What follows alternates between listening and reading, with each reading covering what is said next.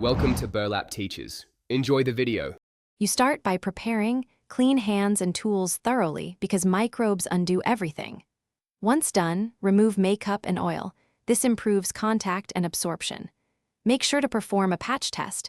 Test a small area for 24 hours so you catch sensitivity early.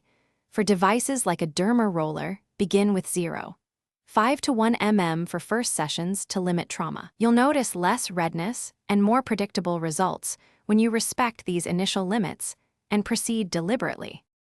Now you move into technique. For cleansing brushes, use circular motions for 30 to 60 seconds per zone with medium pressure. This removes buildup without stripping skin. When using a derma roller, do 4 to 6 gentle passes per zone in perpendicular strokes and avoid active acne to prevent infection.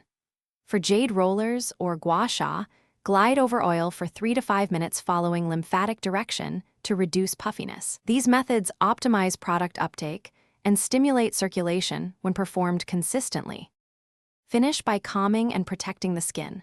Apply a hydrating serum and a barrier cream. During the day, use SPF 30 or higher because treated skin is more UV sensitive. Make sure to avoid retinoids and strong acids for 48 to 72 hours after aggressive tools to prevent overexfoliation. If you notice persistent redness, swelling, or signs of infection, stop immediately, cleanse, apply a sterile dressing if needed, and consult a professional. This single troubleshooting step prevents long-term damage and gets you back on track. Thanks for watching. Consider subscribing if this video helped you.